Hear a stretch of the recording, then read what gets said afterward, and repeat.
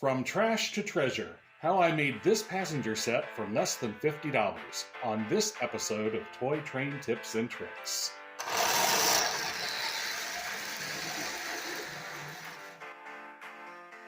Hello again, this is Mike with Toy Train Tips and Tricks. If you've checked out any of the manufacturer's catalogs lately, new stuff from Lionel or MTH, you see that even basic starter sets are now $250, $300 and more even for a basic starter set. Well, if you look hard enough, there are still good bargains that can be found on the secondary market. So I was looking to add an inexpensive passenger train to my layout. And so my first stop was a local train show about a month ago, and looking through the dealer tables and check out the items that are underneath the tables at the shows. This is generally where the bargains can be found, things that need some work that aren't nice enough to put up on the table, but the dealers are taking them around anyway. Maybe they can find somebody who's a buyer. Well, they found me. And so I found this Quicksilver Express set. This was a MPC era set, and originally it came with a powered FA, a dummy FA, and the 3 passenger cars. Now, I was really just looking for the 3 passenger cars. I was looking for something that I could repaint. Really didn't want the FA, but thinking about it, I didn't want to leave the dealer stuck with an orphan FA that didn't match anything. It was going to take him forever to get rid of it. So we threw that in. And so for the complete set, the FA and the 3 passenger cars, we came to a price of a whopping $25. Can't beat that. Now, obviously, these cars are not in perfect condition, but, for the price, you can't beat that. And then with my FA, it's a dummy. I figured, well, I could come up with something for it. And initially, I was going to repaint everything. But actually, as I look at it, the more I see it, I'm kind of taken by the graphics. And it's like, yeah, I think I'm going to leave it for a while. So my thought was, well, let's find some power for this set. Now, noticing that the dummy here does not have an E-unit slot at the top. So that meant if I was going to find a powered chassis to fit this shell, I've really got 2 options. Option 1 is one of the more modern FAs that have the electronic reverse unit. The other option is there were post-war FAs that had no reverse unit at all, and therefore no lever to stick out. Now, these were the bottom of the line bargain barrel Lionel sets of the late post-war period. These are stripped down models that were for mass marketers to make them as cheap as possible. And after actually a few weeks of hunting on eBay, I found one in a price that I was willing to pay. And that is this one right here, this number 1055, Texas Special. Now, there are some other Texas Special FAs that are better than this one. Again, this was bargain basement. It has no magnet traction, no traction tire, no reverse unit, no horn. The only thing it has is a headlight, and it runs in forward only. So I have a $25 passenger train and a $20 powered diesel. So here we go. For under $50, I'm going to have the basics of a passenger train. Now, I'm going to clean this up. I'm going to do some modifications to it. But still, you can see that for not a whole lot of outlay of money, you can have a fun set. So let's dig in. So let's start with our Texas Special here. And we're going to take the shell off because we're going to swap shells with the Quicksilver Express. And these are very simple. The assembly, we've got 1 screw in the back and a tab in the front, and the shell comes right off. So I've got my Phillips screwdriver. I'm going to take off this Phillips screw right here and pop the shell off. And here is my chassis. So it's dirty, and the light bulb does not work. So I'm going to replace the light bulb, clean up the wheels, clean up the chassis. Okay, and I just happen to have a light bulb that would fit in my junk box. This is a number 51 automotive indicator panel bulb, and it fits right here in the bayonet mount, and it works just fine. Next, I just took a slightly damp rag, cleaned off all the dust and muck, and there was a little bit of oil and such, but it's pretty much ready to go, clean now. So my MPC era shell, it goes exactly the same way, attached. I've got one Phillips screw back here and a slot in the front, and we are ready to go. So now that I've got this shell off, you can see all the dirt and muck and everything on here. I'm going to take this and I'm going to give it a little bath in some lukewarm water, just a little dab of dish soap and a rag, and we are going to clean this up a little bit before we put it on its new chassis. And there we go, 40 years of gunk and grime removed with a little bit of dish soap and a cotton cloth, some lukewarm water. You don't want to scrub too hard, especially on this silver. Silver paint traditionally is very fragile. We are nice and clean, and we are ready to put this on the powered shell.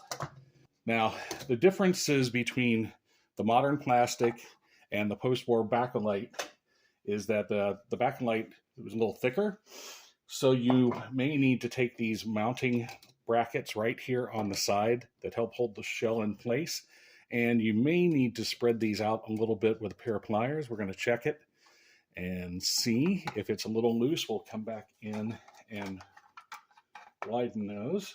And yeah, you see we're wiggling a little bit. So I'm going to widen these just a smidge. Let's try that. There we go. That's a nice tight fit.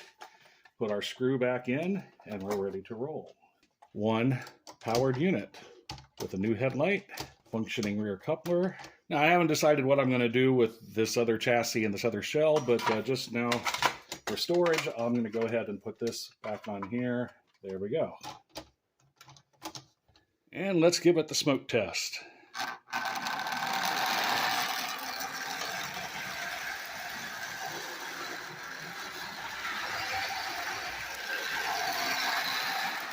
Okay, it works. Let's look at the passenger cars. Okay, so step one with the passenger cars is I'm going to disassemble the cars so that I can clean them and I can see what's going on the inside.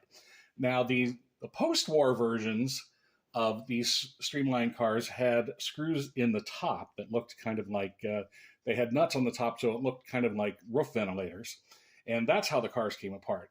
The MPC versions, instead of from the top, we have these holes, these where they are screwed together way down there. So you're going to need a long-handled Phillips screwdriver to get down in there and take these puppies apart. Okay, and voila. All right, so now we're apart. We can see what's going on here, and this light bulb is completely out of its socket, and our window strip is off, and it needs some good cleaning. I think I'm going to try to use the original wiring rather than upgrading to LEDs at this point. We'll try it like that and see, but the first step obviously is going to be cleaning them up. So I'm going to disassemble the other two as well, and we're going to take them apart. We're going to clean them like we did the diesel, and we'll go from there. Okay, so after disassembling and taking a look, it turns out all 6 of the original light bulbs do work. Do need to clean and reattach the window inserts. And then, so the only other repairs are going to be underneath as far as couplers. As you can see, we are missing a coupler completely here on the observation car. And the dome car, we have a coupler with a bad arm on it. I'm probably just going to seal that up with a rubber band because, again, this is a pasture train. I'm not going to be really doing a lot of switching with this, moving it back and forth. So if the couplers are not functional, that's not such a bad thing. So as I was working with the cars, I actually found that I needed to replace not one, but actually 2 couplers. And I also made the discovery of why I was not able to find these parts in my schematic. In my earlier MPC cars, I have a Southern Crescent Baby Madison set, which has a similar coupler, similar but not exact. On those, this piece has a hole here in the middle, and the stud here on the coupler is a little bit longer so that you can put the coupler on, the stud pokes through, and then it pokes through the hole, and you push it on, and that's what holds it in place. Now, this design is different.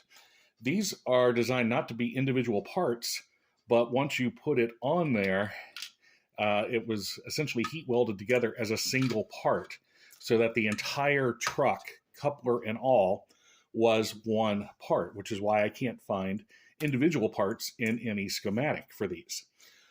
So that presents a new problem for a replacement coupler. Essentially that I can't use this particular system. I had to come up with something else. So the options were to totally replace truck and all, which can be done, but as I mentioned, these trucks, to find them on the secondary market, you're talking $15 to $20 per truck, and really you need to buy a pair, because if you're replacing, you know, these with, say, post-war trucks, they roll at different rates. So in order to get the car to roll right, you really need to replace both trucks at the same time. So now you're investing $40, $45, $50 just in trucks for a car that I bought for $5 at the show. I got a great bargain, yes, but still you see the economy doesn't really work. The next option would be to remove the truck, which means taking out the truck rivet and running, drilling a hole through here, running some type of a small bolt and bolting the coupler on, which can be done. It's less expensive, but you go through the trouble of popping off the rivet and then re-riveting it, which I can do. But for me, it's a lot of work, a lot more work than the method that I used, which was using my Creality Ender 3 to print new parts. So using an original coupler as a guide, I used my calipers to get the dimensions, the width, the length, this little piece here. Now this is a dummy coupler that I'm putting on, but again, these are passenger cars. I'm not going to be switching a lot with these. And plus, if you put a dummy coupler with a working coupler, you know, at each end, as you turn them around, you still have operation. Using my Ender 3, taking the dimensions, I came up with this. Now the coupler head I had already designed for my caboose project that I did about 1.5 years ago. So I just needed to design a new shaft and put that on the design. So I came up with this, and it fits right here into the coupler post. So now I need a method to connect it. So I came up with another idea, which was to come up with a bracket that fits around the top, around the top of the coupler in this little slot, and these little arms grab on to this protrusion here on the trucks. So you take your coupler and you put it on here the proper way. Make sure you've got your knuckle in the right orientation so you don't have to do it twice. And then I'm going to take this clip and I'm going to slide it on here. And actually, I found that it's easier to do it like this. Line it up with the clip already kind of on there and push until it seats down in there. And it's a tight fit. There we go. And now that is on there good and tight. So the shape of the coupler and the fact that it's going through this pin keeps the coupler from pulling out. It won't go up because of this clip. And you still do have some self-centering action of a sort thanks to the clip. My original design for the coupler included this self-centering mechanism, but I found it one, only not necessary, but also it got in the way. So when I print these now, I just cut that part off so that I have a coupler that looks like that. So for this particular project, having access to a 3D printer and a little bit of knowledge of how to use it makes the project much cheaper, faster, and easier. For my purposes, I just use my Creality Ender 3. This is a 2-year-old machine. This is a pretty basic machine and a rather inexpensive machine coming in at under $200. I had no prior experience with either CAD design or with 3D printing, so when I made the purchase, I wanted something that, one, wasn't super expensive, and two, was open source, so that if I needed to upgrade or change out some of the components, it was easy to do that because the parts are not proprietary to any particular brand.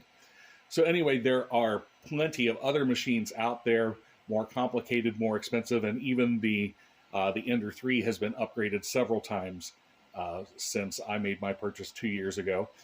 So I use this all the time, much more than I thought I would. If you're interested, there is a link in the description to the Ender 3 on Amazon. In full disclosure, I am an Amazon affiliate, so if you follow the link, I could earn a small commission off of that. But feel free to investigate and choose your own brand, what fits you. And so there's my finished product, and now it's just a matter of putting the wheels and the contacts back together the way they belong. So I'm going to reassemble this, doing the contacts first. I needed to resolder the wire here, which I've already done. Resoldered that connection on here. That's why these lights weren't working. And you see these little tabs go in the holes on the side of the truck. There, and then I'll use a screwdriver to pull the truck side out enough that the tabs will fit down in their slot. That's in position, and now I will reinsert the wheels. Line them up, give it a little bit of assistance with this small screwdriver. Always messes up when the camera's on. There we go. All right, so one wheel is back in place. Do the same thing for the other side, making sure that my axle makes contact with my grounding strip. Okay, and now my truck is reassembled. My lights are rewired. Now my next step is to, just like Lionel did 40 years ago, I'm going to take some clear tape, tape these wires to the floor so that they're not visible through the windows, then replace my window strips. Again, I'm just going to use some clear tape to hold them in place and then screw my roof back on. Okay, so first I'm just taping down these wires to keep them out of the windows. Then next, make sure that with your window strips, there are holes here where they were initially attached inside the plastic. Make sure you orient the window strips so that those holes are not visible in the windows. Make sure you got the right strip on the right side. Okay, so this one goes here and right side up.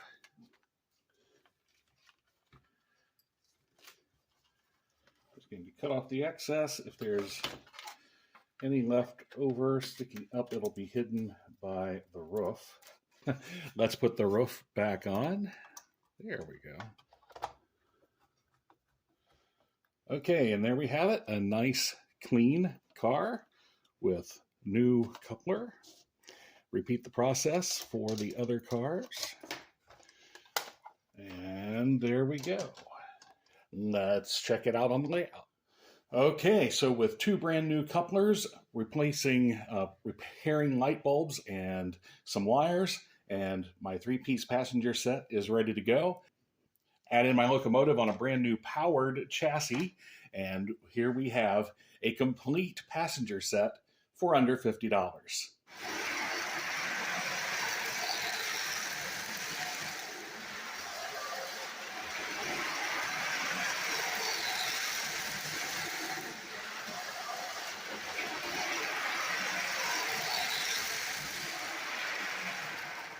So again, here it is. I spent $5 on each of the cars, $10 on the dummy, $19 on the powered unit, a couple of dollars for a new headlight, a few pennies for the new couplers, a pittance for masking tape and solder. So here it is, the Quicksilver Express. It's a nice little set for my layout. I needed some passenger power. See what you can do. Think outside the box, and bargains can be found. So I hope you liked the video. Again, like it, share it, subscribe, tell your friends, tell your neighbors.